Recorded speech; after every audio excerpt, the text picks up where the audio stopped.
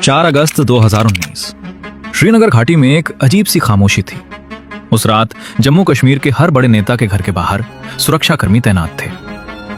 Phone लाइनें धीरे धीरे बंद हो रही थीं, इंटरनेट की रफ्तार घट रही थी। श्रीनगर की सड़कों पर अर्धसैनिक बलों के ट्रक एक के बाद एक गुजर रहे थे। नेशनल कॉन्फ्रेंस के नेता फारूक अब्दुल्ला उस रात अपने घर पर थे। उन्हें लग रहा था कि शायद कोई बड़ा ऑपरेशन होने वाला था, कोई आतंकी हमला रोकने की कोशिश हो रही थी। लेकिन जो होने वाला था वो किसी आतंकी ऑपरेशन से कहीं बड़ा था। अगली सुबह 5 अगस्त 2019 को संसद में गृह मंत्री अमित शाह खड़े हुए और उन्होंने एक ऐसा ऐलान किया जिसने पूरी दुनिया को हिलाकर रख दिया।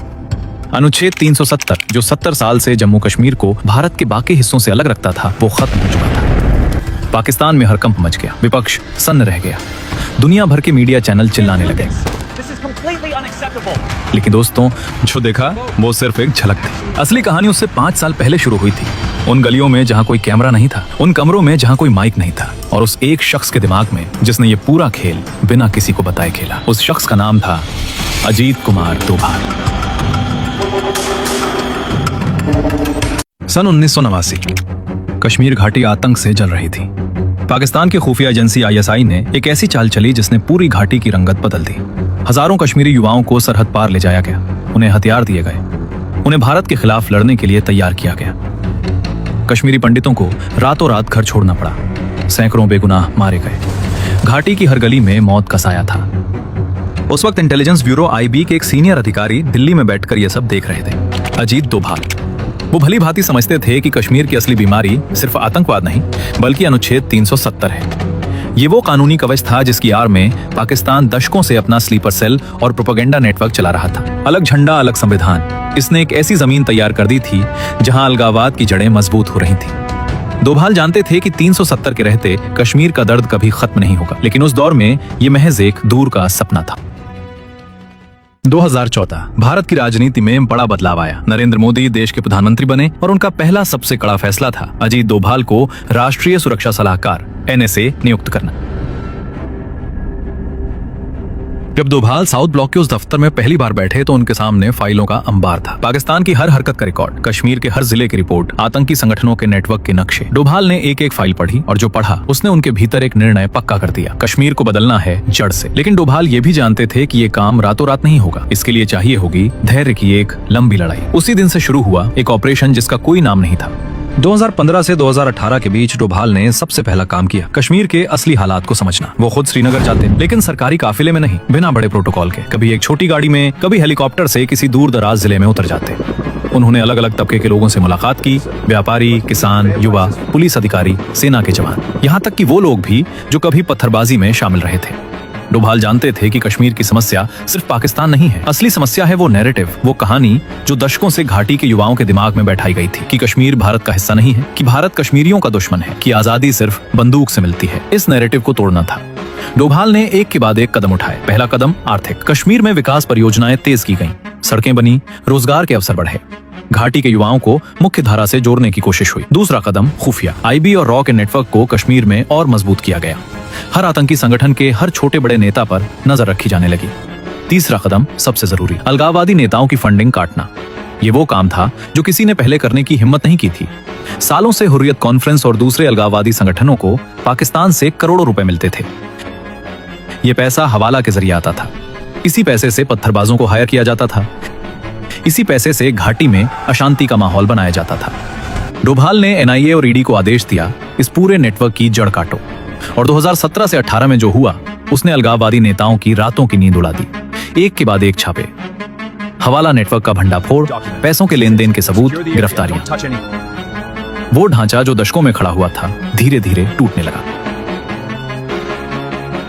2018 के अंत में दिल्ली में एक ऐसी टॉप सीक्रेट मीटिंग हुई जिसका ब्यौरा आज भी पूरी तरह सार्वजनिक नहीं है। कमरे में सिर्फ 3 लोग थे, प्रधानमंत्री मोदी, गृह मंत्री अमित शाह और NSA अजीत डोभाल। डोभाल ने एक मोटी फाइल मोदी जी को देते हुए कहा, सर, इस फाइल में मेरी पिछले 4 साल की मेहनत का निचोड़ है। कश्मीर में अलगाववादियों की कमजोर हुई पकड़, आतंकी फंडिंग नेटवर्क की तबाही, सुरक्षा बलों की मजबूत हुई स्थिति और सबसे अहम जमीनी हकीकत। डोभाल ने कहा, सर, वक्त आ गया है। मोदी ने फाइल बंद की, अमित शाह की तरफ देखा और कहा, योजना बनाऊं। लेकिन इस योजना में सबसे बड़ी चुनौती थी गोपनीयता। तभी डोभाल बोले, सर अगर पाकिस्तान को इस योजना की जरा सी भी भनक लग गई तो वो अंतर्राष्ट्रीय स्तर पर बवाल खड़ा कर देगा, अलगाववादी घाटी में आग लगा देंगे और कोर्ट में चुनौती देने से पहले ही पूरा ऑपरेशन फेल हो जाएगा। तो तय हुआ ये राज सिर्फ 3 लोगों तक रहेगा। 2019 की शुरुआत। अमित शाह और उनकी टीम ने एक काम शुरू किया जो शायद भारत के इतिहास का सबसे जटिल कानूनी काम था। अनुच्छेद 370 हटाना आसान नहीं था। संविधान के जानकार कहते थे कि ये नामुमकिन है, कि इसके लिए संविधान संशोधन चाहिए, कि इसके लिए कश्मीर की विधानसभा की मंजूरी चाहिए, कि दुनिया इसे नहीं मानेगी। लेकिन अमित शाह की टीम ने संविधान की हर एक पंक्ति पढ़ी, हर एक कोण से सोचा और एक रास्ता निकाला। अनुच्छेद 370 की एक खास धारा के तहत राष्ट्रपति एक आदेश जारी कर सकते हैं। अगर राज्य में राष्ट्रपति शासन हो तो राज्य विधानसभा की जगह संसद काम कर सकती है। जम्मू कश्मीर में उस वक्त 2018 से ही राष्ट्रपति शासन लागू था, यानी रास्ता साफ था। लेकिन इस रास्ते पर चलने के लिए संसद में 2/3 बहुमत चाहिए था। राज्यसभा में भाजपा के पास वो बहुमत नहीं था। यहाँ डोभाल का अगला दांव आया। उन्होंने हर छोटे बड़े दल के नेताओं से गुपचुप बातचीत शुरू की। किसे क्या चाहिए, किसके क्या तर्क हैं, किसे कैसे मनाया जाए। महीनों की मेहनत, हर एक वोट का हिसाब। जुलाई 2019 तक संख्या पूरी हो चुकी थी। जुलाई 2019 श्रीनगर में कुछ अजीब हो रहा था। केंद्र सरकार ने अचानक कश्मीर में अतिरिक्त अर्धसैनिक बलों की तैनाती का आदेश दिया। 50,000 से ज्यादा जवान भेजे गए। सरकार ने कहा अमरनाथ यात्रा के कारण सुरक्षा बढ़ाई जा रही है। कश्मीर के नेताओं को यकीन हो गया आतंकी हमले की आशंका है। तभी एक और कदम उठाया गया। घाटी में तैनात अमरनाथ यात्रियों और पर्यटकों को वापस जाने की सलाह दी गई। कहा गया कि खतरा है। लेकिन ये सब एक सोची समझी चाल थी। डोभाल ये सुनिश्चित करना चाहते थे कि 5 अगस्त को जब फैसला होगा घाटी में किसी तरह की हिंसा न हो, पर्यटक और तीर्थयात्री सुरक्षित रहें और सुरक्षा बल पूरी तरह तैयार रहें। 3 अगस्त 2019 दिल्ली में आधी रात को कुछ फाइलें तैयार हो रही थी। कश्मीर के बड़े नेताओं को नजरबंद करने के वारंट, फोन लाइनें काटने के आदेश, इंटरनेट बंद करने की तैयारी। ये सब एक साथ होना था, एक ही वक्त पर, ताकि कोई अफवाह न फैले, कोई प्रतिरोध न हो। 4 अगस्त की रात श्रीनगर में नेशनल कॉन्फ्रेंस के नेता फारूक अब्दुल्ला को उनके घर पर नजरबंद कर दिया गया। पीपल्स डेमोक्रेटिक पार्टी के नेता महबूबा मुफ्ती को उनके आवास पर रोक दिया गया। एक के बाद एक घाटी के हर बड़े राजनीतिक चेहरे को उसी रात घर में बंद कर दिया गया। फोन लाइनें काट दी गईं, इंटरनेट बंद हो गया। श्रीनगर की सड़कों पर सीआरपीएफ के जवान हर चौराहे पर खड़े हो गए। घाटी में पूरी तरह सन्नाटा छा गया। और उसी सन्नाटे के बीच दिल्ली में एक ऐसा फैसला होने वाला था जो 70 साल का इंतजार खत्म कर देगा। 5 अगस्त 2019 सुबह 11 बजे संसद का उच्च सदन राज्यसभा। गृहमंत्री अमित शाह खड़े हुए। पूरा सदन स्तब्ध था। किसी को कुछ पता नहीं था। अमित शाह ने कहा, माननीय सभापति जी, मैं राष्ट्रपति के आदेश के जरिए अनुच्छेद 370 की सभी धाराओं को समाप्त करने का प्रस्ताव रखता हूँ। एक पल के लिए पूरी संसद में खामोशी छा गई। फिर भाजपा सांसदों की तरफ से तालियों की गड़गड़ाहट और विपक्ष की ओर से चीख, शोर, हंगामा। लेकिन नंबर पहले से तय थे। वोटिंग हुई, प्रस्ताव पास हो गया। अनुच्छेद 370 जो 70 साल से था, खत्म हो चुका था।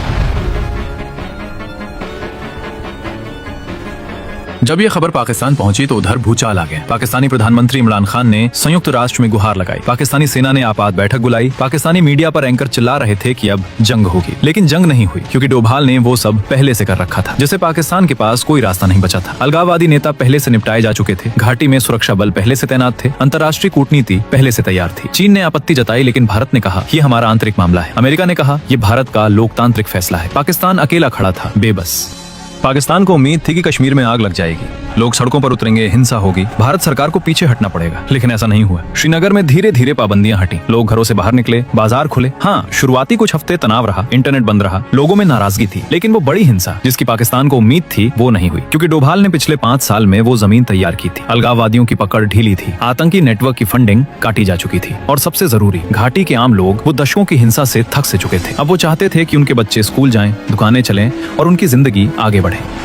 2019 के बाद जम्मू कश्मीर में कुछ ऐसा हुआ जो पहले नहीं हुआ था। पहली बार कश्मीर में देश के बाकी राज्यों की तरह पंचायत चुनाव हुए और रिकॉर्ड मतदान हुआ। पहली बार कश्मीर में वो कानून लागू हुए जो देश के बाकी हिस्सों में थे। RTI, आरक्षण, महिला अधिकार। पहली बार बाहर से लोग कश्मीर में जमीन खरीद सकते थे, निवेश कर सकते थे, और हर साल घाटी में पर्यटकों की संख्या रिकॉर्ड तोड़ने लगी। 2024 में जम्मू कश्मीर में विधानसभा चुनाव हुए। दशकों बाद कश्मीर के लोग उत्साह से वोट देने निकले।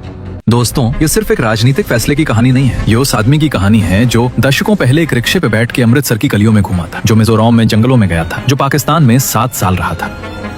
अजीत डोभाल ने एक बात अपनी जिंदगी में सीखी थी, असली जंग कभी सिर्फ बंदूक से नहीं जीती जाती, असली जंग जीती जाती है दिमाग से, धैर्य से, सही वक्त का इंतजार करके। 1989 में जब कश्मीर जल रहा था, डोभाल ने तय किया था कि एक दिन ये बदलेगा। 2019 में वो बदलाव हुआ। 30 साल की प्रतीक्षा, 5 साल की गुपचुप तैयारी और एक ऐसा मास्टर स्ट्रोक जो दुनिया ने नहीं देखा था।